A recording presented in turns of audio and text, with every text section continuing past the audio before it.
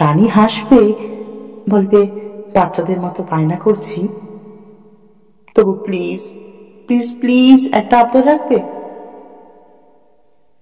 এই সরস্বতী পুজোয় আমার সাথে আমার শাড়ির সাথে পাঞ্জাবি ম্যাচ করে পরবে। অফিস আছে, অফিস আছে তো কি হয়েছে, এথনিক পরে যাবে।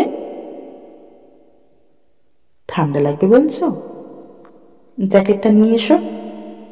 আমি প্রমিস করছি আমি সারা রাস্তা ওটা ক্যারি করব। তুমি শুধু প্লিজ প্লিজ একটা টিয়া পাখি রঙের পাঞ্জাবি পরবে, প্লিজ।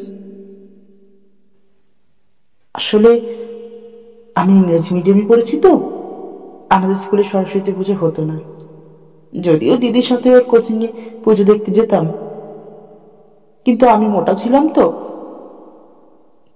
তাই কেউ পাত্তা দিত না। না না, আমি ইমোশনাল ব্ল্যাকমেল করছি না তো, একদম না, আমি সত্যি বলছি। আমি সত্যি কখনো সরস্বতী পুজোয় কারো প্রেমিকা সেজে বেরোইনি।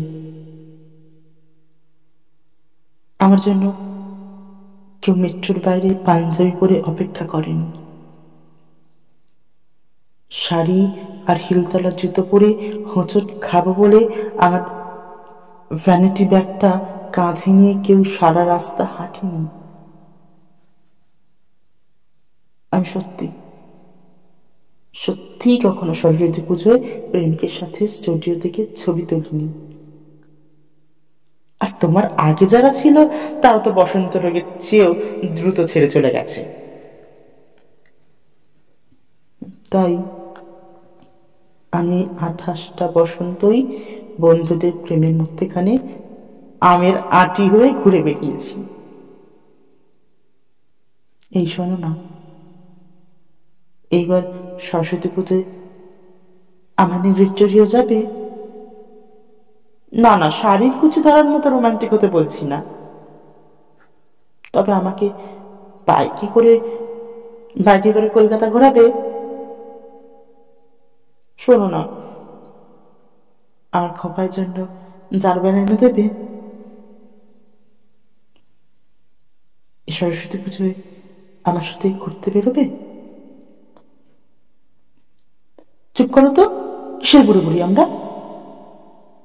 আমার মা বাবা তো এখনো একা একা সিনেমা দেখতে যায়, ভ্যালেন্টাইন্স ডেতে বাপি মাকে গোলাপ এনে দেয়, আর খুব খুব মন ভালো থাকলে বাপি মায়ের জন্য কিশোর কুমারের গানও গায়। আর তুমি তুমি আমার জন্য একটা পাঞ্জাবি পরতে পারবে না। এই না না, আমি আমি হুমকি দিচ্ছি না, রিকোয়েস্ট করছি প্লিজ। এবার ঠিক আছে তো?